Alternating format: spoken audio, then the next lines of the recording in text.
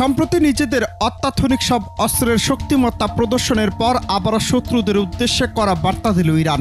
দেশটির প্রতিরক্ষা মন্ত্রী আজিজ নাসিরজাদে শুক্রবার এক সাক্ষাৎকারে জানিয়েছেন, আগ্রাসনের মুখে ইরান এবার এমন সব অস্ত্র ব্যবহার করবে যা আগে কখনো যুদ্ধক্ষেত্রে মোতায়েন করা হয়নি। তার ভাষ্যমতে ইরানের সার্জিক্যাল ক্ষেপণাস্ত্রের পাল্লা 1200 কিলোমিটার এবং এটি শত্রু লক্ষ্যবস্তুতে নিখুঁত আঘাত হানতে সক্ষম।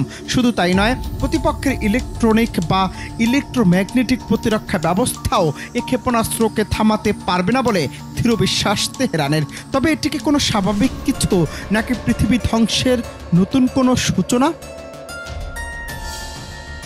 তবে যুদ্ধের পাশাপাশি কূটনীতিক সমাধানের পথ মনে করছে ইরান। দেশটির জাতীয় নিরাপত্তা পরিষদের সর্বোচ্চ সচিব আলী লারিজানি জানিয়েছেন, বাস্তবসম্মত আলোচনা কেবল তখনই সম্ভব হবে যখন যুক্তরাষ্ট্র ইউরোপ বুঝতে পারবে ভয় দেখিয়ে কিংবা হুমকি দিয়ে ইরানকে দমন করা যাবে না। তার অভিযোগ, পশ্চিমা দেশগুলো আলোচনার নামে কেবল অজুহাত খোঁজে, অথচ যদি সত্যিকার অর্থে তারা বোঝে যুদ্ধ অর্থহীন, তখনই কূটনীতি ফলপ্রসূ হতে পারে। অন্যদিকে জাতিসংঘ নিরাপত্তা পরিষদে ইরানের বিরুদ্ধে পুরনো নিষেধাজ্ঞা পুনর্বহালের বিরোধিতা করছে তেহরান ও মস্কো।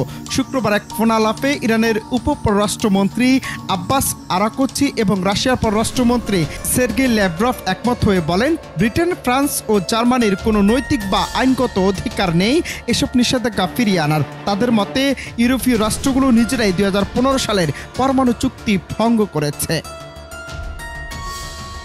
তবে পশ্চিমাদের অভিযোগ ভিন্ন। তারা বলছে, ইরান তার পরমাণু কর্মসূচির শান্তিপূর্ণ কাজে ব্যবহার না করে সামরিক উদ্দেশ্যে কাজে লাগাচ্ছে।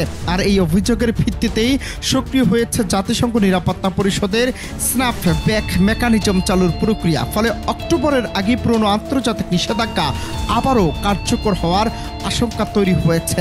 আর এই আশঙ্কা থেকেই তৈরি হতে পারে নতুন কোনো বিশ্বযুদ্ধের সূচনা। অনন্ত হাসান মাসুদ, বাংলা টিভি।